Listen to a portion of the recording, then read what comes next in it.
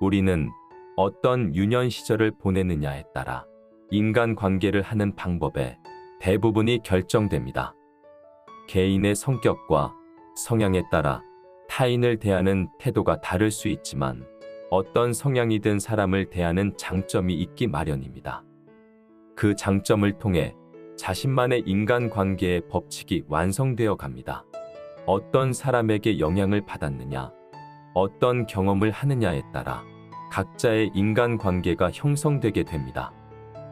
유비는 어린 시절 부친을 여의고 가업이 쇠퇴하자 모친에게 의지하며 어렵게 살았습니다. 모친은 집신과 돗자리를 만들어 팔며 생계를 꾸렸는데 하루 벌어 하루 살기도 빠듯한 삶이었습니다.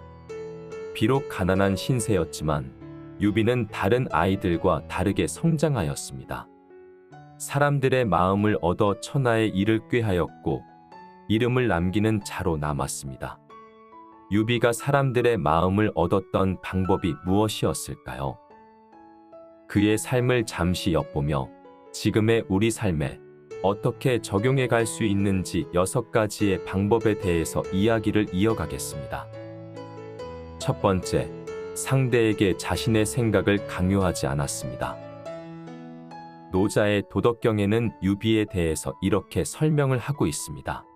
첫 번째로, 낳고도 소유하지 않는다는 생이분류입니다. 이것은 자신이 심은 사과라도 혼자 소유하지 않고 다른 사람과 함께 나눈다는 뜻으로 자신이 깨달은 이치를 혼자가 아닌 다른 사람과 함께 나눈다는 것입니다. 여기서 우리가 기억해야 할 것이 있습니다. 물건을 다른 사람과 나누는 것은 쉽습니다. 하지만 생각을 나눈다는 것은 생각보다 쉽지가 않습니다. 특히 토론 문화에 익숙하지 않은 사람에게 생각을 나누는 것은 마치 잘난 척하는 것 같이 느낄 수 있기 때문에 생각을 나누는 것에도 스킬이 필요합니다. 상대가 마치 대놓고 가르친다는 기분이 들지 않도록 자신을 겸손하게 낮추어 전하는 방법이 가장 좋은 방법이죠. 그래서 우리는 대화할 때 상대가 항상 알고 있다고 생각하며 이야기하는 것이 좋습니다. 질문을 하면서 대화를 시작하면 그에 대한 답을 하지 못할 때 상대는 위축되어 상대의 말에 귀를 기울일 마음을 잃어버리게 됩니다. 당신도 알고 있는 깨달음인데 나는 이제 깨달았다며 그 내용을 이야기하면 상대는 저항 없이 그 이야기에 귀를 기울이게 됩니다. 이렇듯 자신의 깨달음의 이치를 나누는 법을 유비는 잘 알고 있었습니다. 두 번째는 행해도 그 공에 의지하지 않는다는 위의불시입니다. 즉, 내가 한 일이라 해도 자랑하거나 만족하지 않고 겸허하게 행동하며 과장에 늘어놓지 않는다는 것입니다. 이것은 가장 어려운 일이기도 합니다. 사람들은 자신의 업적이나 공을 부풀려서 말하기를 좋아하지만 그것을 알아주지 않는 일에 마음이 상하는 경우가 많기 때문입니다. 하지만 자신의 사람을 얻기 위해서 우리가 가장 기억해 두어야 할 것이기도 합니다. 자랑하지 않고 부풀리지 않으며 자신이 이룬 일에 만족하지 않는 것입니다. 인간관계는 굉장히 장기전입니다. 시간이 지나도 그 사람에게서 더 좋은 점을 찾아가야 신뢰가 쌓이게 됩니다. 하지만 자신의 업적에 취해 발전하지 않으려는 사람이나 과장하거나 부풀리기를 좋아하면 결국에는 그 사람에 대해서 알면 알수록 실망만 남기 때문입니다. 세 번째는 권위 있고 존귀한 위치에서도 자신의 생각을 강요하지 않고 권한을 이양하고 부여할 줄 아는 장이부재입니다. 유비는 인재를 구할 때 자신의 생각을 강요하여 얻으려 하지 않았습니다. 사람의 마음을 먼저 얻은 후 그 사람의 이야기에 경청했습니다. 그리고 자신의 생각을 이야기하며 뜻을 품게 만들었습니다. 우리는 좋은 뜻을 가지고 있으면 사람의 마음을 얻을 수 있다고 생각할 때가 많습니다. 하지만 그렇게 뭉쳐진 모임은 쉽게 와해되기 쉽습니다. 서로의 이야기를 충분히 나누고 그 생각을 공유하고 존중하며 함께 뜻을 모아가는 것만큼 큰 자산이 없습니다. 일하는 현장은 특히 어떤 사람들이 모이느냐가 중요합니다. 뜻을 같이 하지 않음에도 모여 있다면 배는 산으로 갈 수밖에 없습니다. 처음 일을 함께 하는 사람이라도 그 뜻에 함께하여 전력을 다할 수 있게 만드는 것이야말로 사람을 얻을 수 있는 가장 좋은 방법입니다. 두 번째, 억지로 잡아당긴 싹은 이내 썩는다.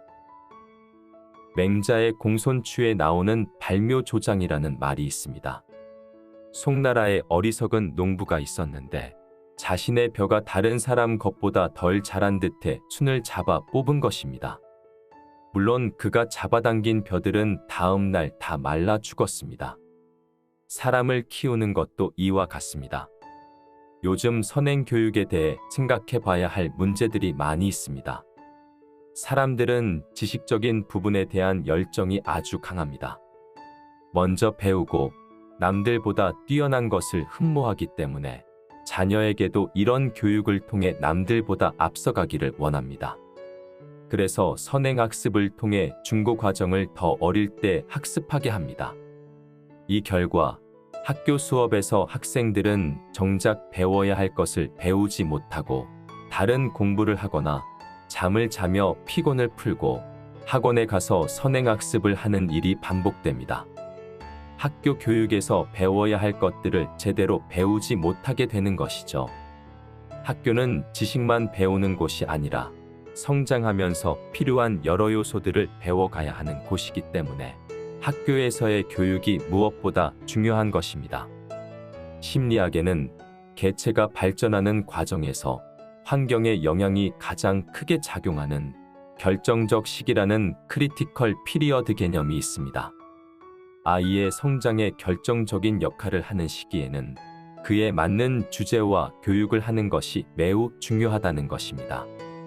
뭐든 속성으로 이루려 하기 때문에 조급해지고 그 조급한 마음 때문에 문제가 생기게 됩니다. 아이를 키우는데 한마을이 필요하다는 말이 있듯 사람을 키워 인재를 얻는 것도 이러한 시간과 많은 사람들의 공이 필요합니다.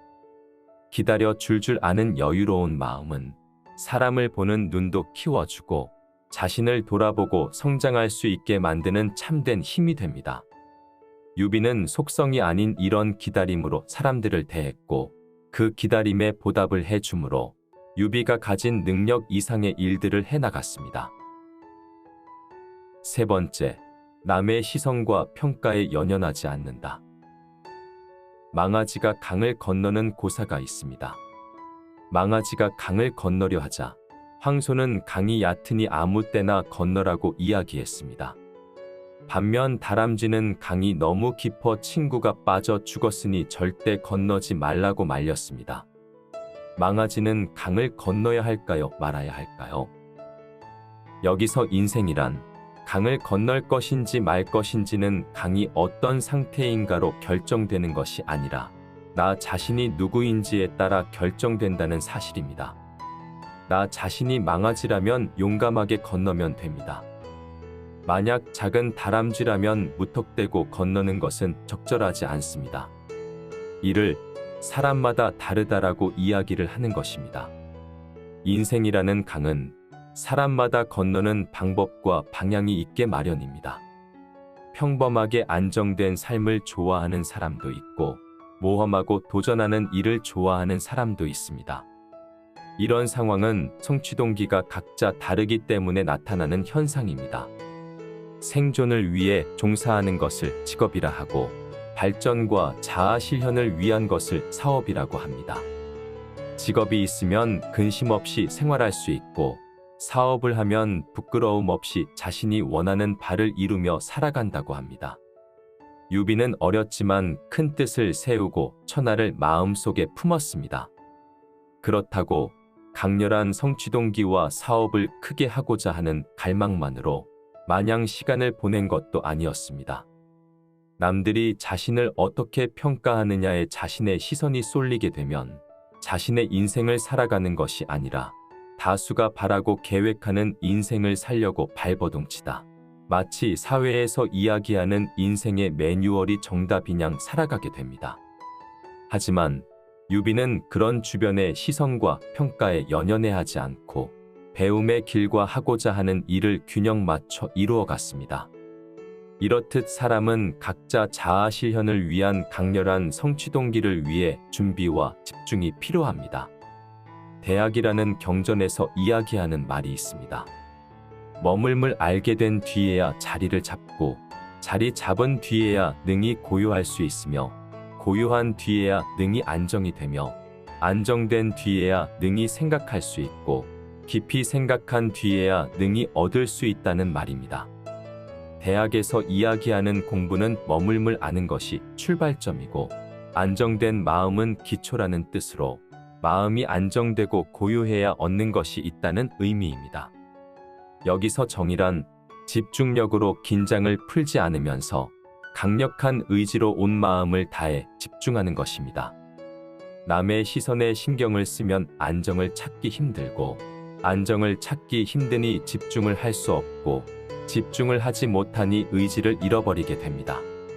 사람들이 하는 이야기, 나에게 쏟아지는 시선이 나를 평가하는 것이 아니라 결국 내가 이루고자 하는 바를 이루고 나면 우리의 삶의 자유와 자아 실현이 이루어지게 되며 사람들의 마음을 얻을 수 있게 됩니다. 우리가 살면서 기억해야 할 일이 있다면 남의 시선에 맞게 평균적으로 살아간 사람은 평생 남이 시키는 것에서 자유로워지지 못하지만 남의 시선과 평가에서 자유로워지면 사람의 마음을 얻고 자연스럽게 그들이 배우려고 모여들게 된다는 사실입니다. 네 번째, 좋은 삶에는 좋은 스승이 있다. 유비에게는 노식이라는 좋은 스승이 있었습니다. 노식의 처세와 학문 방식은 유비에게 크게 영향을 끼쳤습니다. 노식이란 사람은 문무를 겸비하고 담력과 식견이 대단한 학자였습니다. 청춘의 시기에 좋은 스승을 만나는 것은 큰 행운입니다. 스승의 진정한 가치는 지식의 전수보다 학생들에게 삶의 방식과 인생에 대한 태도를 모범적으로 보여주는 것에 있습니다. 본보기가 되는 스승을 따라 배우고 행하는 것이 중요합니다. 스승은 지식을 전수하는 것보다 더 중요한 책임이 있는데 바로 학생들을 훌륭한 사람이 되도록 인도하는 것입니다. 훌륭한 스승이라면 모범적인 역할을 수행해 학생이 밝은 길로 나가도록 인도할 수 있어야 할 것입니다. 안타깝게도 최근에는 이런 스승을 만나는 것이 쉽지 않습니다. 이런 스승이 되려고 하는 마음을 먹는 자도 별로 없습니다. 학교란 곳은 지식 외에 다른 것을 전수하는 것이 쉽지 않은 현실이 되어버렸습니다. 배우는 학생을 자녀로 둔 자들이 선생의 가치를 인정하지 못하고 오히려 지식 전수를 잘하는 사람의 말을 더 신뢰하는 현상이 생기고, 이런 부모의 마음이 곧 자녀들에게 그대로 이어지면서 선생을 존경하는 학생들이 사라지고 있는 안타까운 현실이기도 합니다. 환경이 사라지면 내용물도 사라지게 되는 것이 자연의 이치입니다. 좋은 선생들이 좋은 선생이 되기를 포기하게 만드는 환경에서는 결국 좋은 제자가 나오지 않게 되고 서로에게 더 이상 깊은 관계를 맺으려 하지 않게 됩니다. 우리의 삶의 방식이 좋은 스승이 설 자리가 없도록 만들어가고 있거나 그런 자리에 설 열정을 잃어버리게 만들지는 않는지 돌아볼 시간이 필요한 시대가 되었습니다. 다섯 번째, 세상에 쓸모없는 인간은 없다. 유비가 대학자 노식의 문화에서 수학했지만 책 읽기를 좋아하거나 학문을 그다지 좋아하지 않았습니다. 개와 말, 음악과 의복을 좋아했다고 합니다. 그런데 이 모든 것들이 친구를 사귀는 통로였다고 하죠. 유비는 우리가 생각하는 일반적인 모범생의 길을 걸었던 사람이 아니라 다른 모습을 보이며 주변 사람들의 덕망을 쌓았는데, 삼국지의 선주전에는 유비의 됨됨이와 처세의 특징을 이렇게 기록합니다. 말수가 적고 아랫사람들을 잘 대해주며 기쁨이나 노여움을 얼굴 표정에 드러내지 않았다. 호협들과 교우를 맺는 것을 좋아하니 젊은이들이 앞다투어 그를 따랐다고 되어 있습니다. 이 말로 유추해 볼 수 있는 유비의 특징을 정리하면 다음과 같습니다. 먼저 아랫사람들을 잘 대해 주었습니다. 그리고 아랫사람에게 물어보는 것을 부끄러워하지 않았습니다. 우리는 아랫사람이 잘못을 하거나 버릇없게 구는 것을 싫어합니다. 그리고 아랫사람에게 묻거나 배우는 것을 부끄러워합니다. 한 살이라도 더 나이 든 사람이 더 낫다는 심중의 마음을 가지기 때문입니다. 유비가 신분과 영향력이 자신보다 못한 사람들과 잘 어울릴 수 있었던 것은 이러한 것에 연연해하지 않았고 누구에게나 배울 점이 있다는 것을 알았기 때문에 가능한 일이었습니다. 두 번째로 기쁨과 노여움을 표정에 드러내지 않았습니다. 이는 정서를 잘 관리해서 사람들 앞에서 이성을 잃고 웃다 울고 갑자기 화를 내며 발을 동동 구르거나 희색이 만연해 우쭐거리는 일이 없었다는 것입니다. 항상 온화하고 치우침이 없이 환한 얼굴로 사람을 대했습니다. 이것은 마음이 깊고 대범하지 않으면 하지 못하는 것입니다. 단순히 성격이 좋아서만 가능한 일이 아니죠. 감성 지수가 높고 공감의 능력이 깊었습니다. 말의 무게를 알았기 때문에 함부로 판단하지 않았고 입으로 내뱉은 말에 대한 책임을 지려 했기 때문에 그런 모든 것이 드러나는 표정을 마인드 컨트롤 할 수 있었습니다. 사람에 대한 신중함이 있으니 겉으로 아무리 초라해 보이는 사람이라도 이야기하는 것을 즐기며 그 사람의 마음의 깊이를 중요하게 볼 수 있었습니다. 여섯 번째, 거리보다 마음이 가까운 사람을 사귄다. 역경에 보면 군자는 붕우와 함께 학문을 익힌다는 말이 있고 논어에는 벗과 사귀는데 신이로서 하지 않은 것이 있었는가라는 말이 있습니다. 우리가 이해하는 붕우는 그저 서로 정을 나누고 친하게 지내는 친구 정도로 이해하고 있지만 옛사람들이 말하는 붕우는 조금 달랐습니다. 같은 이익을 꾀하는 자를 붕이라고 했습니다. 즉 이익이 일치해 함께 일하는 사람을 말하는 것이고 우라는 것은 두 손이 서로 협력해 일하는 것을 뜻하는 말로 뜻이 같은 사람을 말합니다. 눈앞의 이익을 얻기 위해 함께 일하는 사람을 붕이라고 하는데 요즘으로 말하면 학교 친구들이나 직장 동료들을 이야기할 수 있습니다. 그리고 뜻을 같이 할 수 있는 사람을 우라고 하는데 지금으로 말하면 마음이 맞아 서로 위로하고 힘을 얻을 수 있는 찐친이라고 할 수 있습니다. 우리에게 사무실 동료, 학교 동기도 필요하지만 마음을 나누고 대화하며 뜻이 통하고 오랫동안 만나지 못해도 마음으로는 항상 가까운 친구가 있어야 합니다. 이러한 친구가 있을 때 삶이 적막하지 않을 수 있습니다. 주위에 사람이 없으면 외로운 것이고 마음속에 사람이 없으면 적막해질 것입니다. 전자는 붕이 없는 것이고 후자는 우가 없는 경우입니다. 그래서 외로울 때는 사람이 필요하고 적막할 때는 마음이 필요합니다. 주변에 사람이 많아도 마음이 적막해 한기를 느끼는 경우는 마음을 나누고 뜻이 통하는 사람이 없기 때문입니다. 협조가 있으면 외롭지 않게 주어진 일을 해낼 수가 있지만 마음이 있으면 못 이룰 일이 없다고 이야기합니다. 그만큼 우리에게 마음을 나눌 사람이 중요하다는 이야기입니다. 마음이라는 것이 가져다주는 선물은 인생을 살면서 꼭 필요한 선물입니다. 특히 이 선물 중 최고의 선물은 바로 사람이라는 것을 기억하며 귀한 사람들을 많이 만나시길 소망합니다. 마음을 베풀어 사람을 얻다 편을 마치겠습니다. 감사합니다.